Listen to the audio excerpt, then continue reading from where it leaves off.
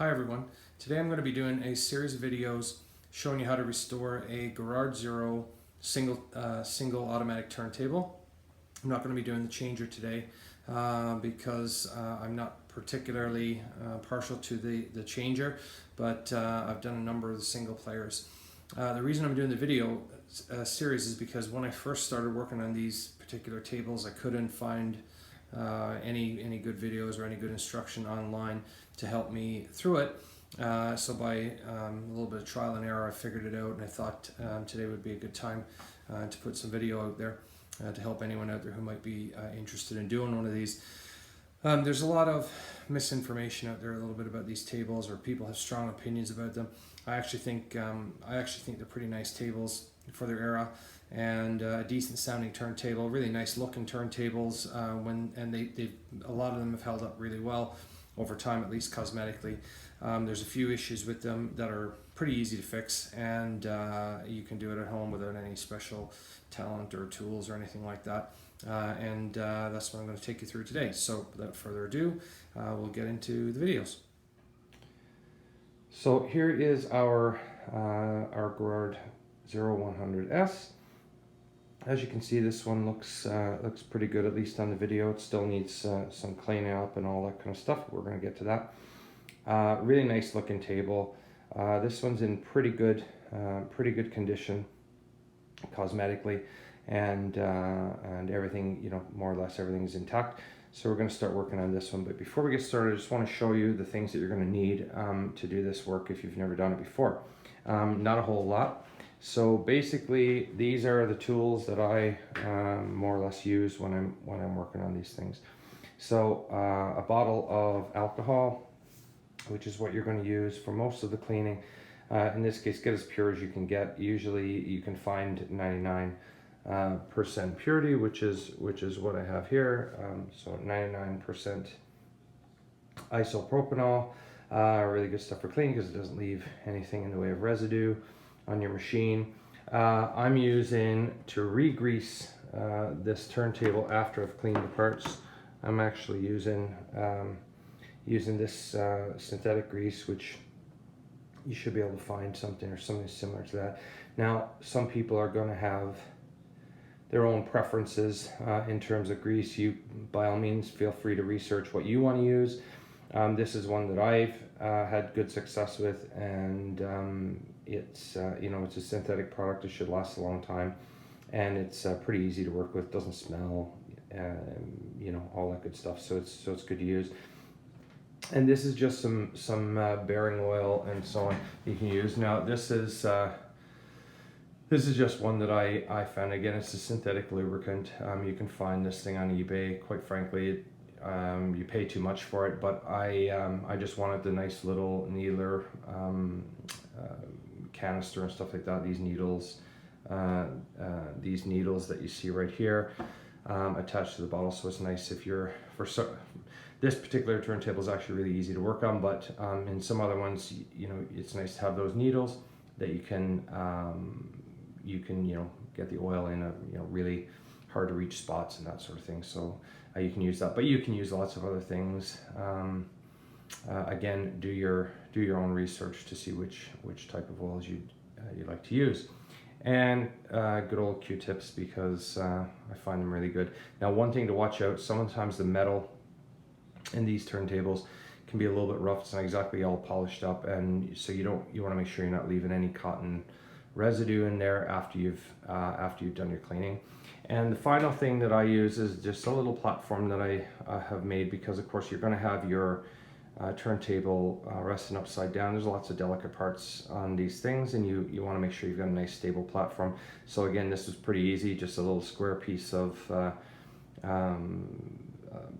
well, not plywood, MDF or something that I had kicking around here, particle board, and a couple pieces of flat plywood, and the turntable will rest on it from there.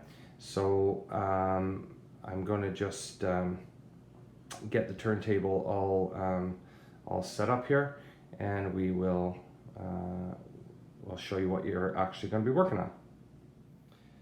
Okay, so here you have the underside of of the Garrard 100S turntable. So you look at this, you say, holy mackerel, look at all these parts.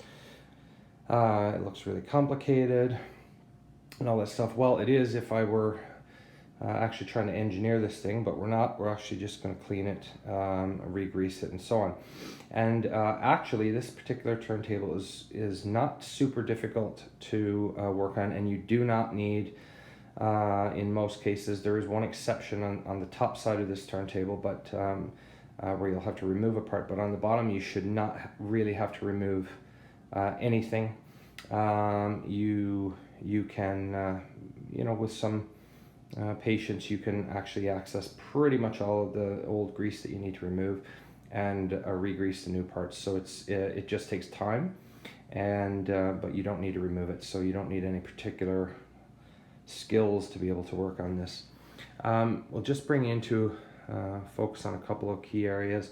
So this particular area right here, this is the mechanism that controls the speed changer. This one is prone to getting sticky, and you'll find in some you may not be able to actually turn the mechanism. And what you'll see is that this is part of it. Of course, this is where the actual this connects to the actual knob on the top of the turntable to actually change the speed. But it's connected to this arm assembly that goes all the way over here, and you'll see in here this is where the actual mechanism goes to change the mechanical connection that changes the speed. If you look on this side, you'll see that there's a sort of a notched mechanism here that actually controls the position of it, and that there's a lot of grease in there. You can actually see it on this video. You should be able to see it. And this stuff can get really sticky over time. So if this turntable's been sitting for 40 years, it's probably sticky, and that's why you need to clean that out, and that's why this mechanism gets sticky. So that's the one I usually start on. Over here, there's a lot of other mechanisms. This is where you start your controls to start the turntable in automatic or manual mode, and so on are all connected here to the buttons on the top. And again, you'll see lots of grease kicking around. This particular turntable looks like somebody actually at some point re-greased it, but I'm going to do it all again. And you can see these parts. They're all really pretty easy to access.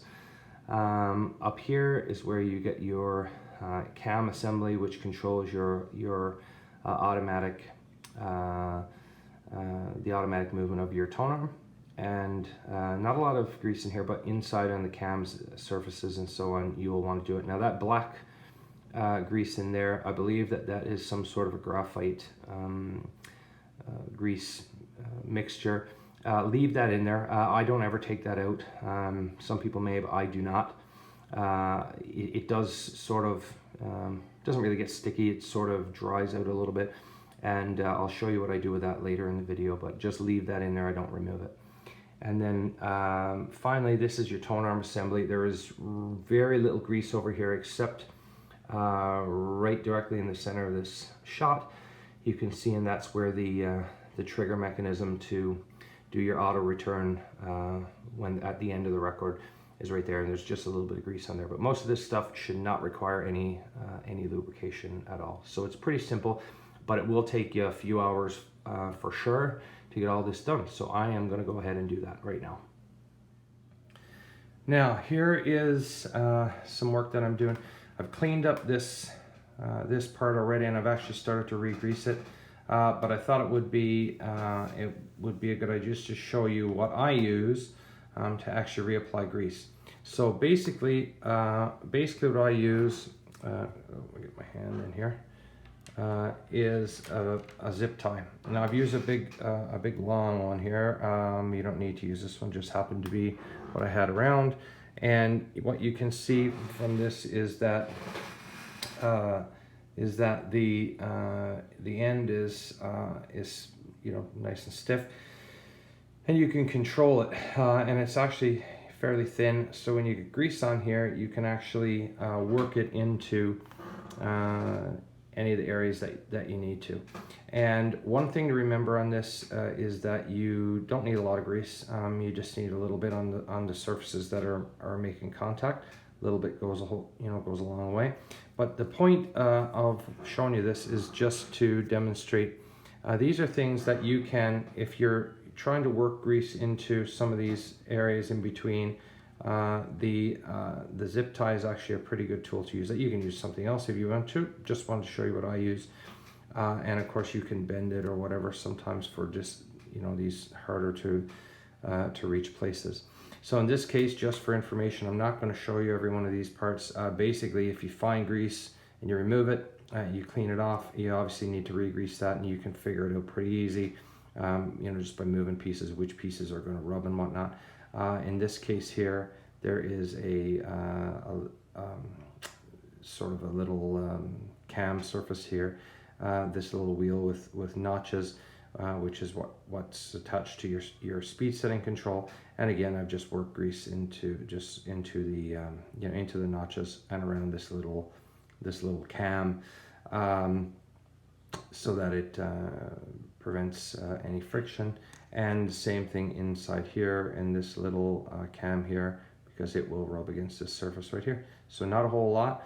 In fact, less grease that was on there before. Now, something else you could do, if you want to, you can always put a little drop of machine oil on some of these hinge pieces, just because even though they're really unlikely to seize up or anything like that, but a little small drop of oil on these, again, might prevent some corrosion or something like that in the future. So just a tiny amount. You can do that as well in any of those that you see around the unit. All right, thanks. Okay, here is a part that is perhaps a little bit trickier to grease. Honestly, I'm not sure if it even ever gets stuck, but there is grease in there. And this is basically the shaft that goes through to hold your control levers in place for your start-stop mechanism and all of that. What you'll see is that right here, there is the end of the shaft. There's some notches here to keep it in place. There's a washer here and a spring to keep tension on it. There is grease in there, obviously, for this to be moving. Truthfully, I don't believe it moves very much at all. But what you want to do here is, clean it out. You can use a little small screwdriver like this or something to this effect, and you can actually push this back. I don't have a free hand here right now to do it, but you can actually push that back a little bit. You're holding it in place, and you can again clean it out and put new grease in there. So that's just one particular area that I wanted to point attention to before we move on to the next stage of this restoration.